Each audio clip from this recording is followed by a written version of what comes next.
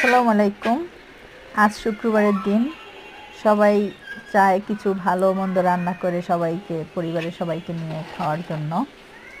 তো সবাই বলতে মা সব সময় সব সন্তানদের নিয়েই ভালো খাবার খেতে চায়, সব সন্তানদের ক্ষেত্রে। যার ঘরে মা তার সন্তানের জন্য ভালো ভালো রান্না করে আর খাওয়ায়।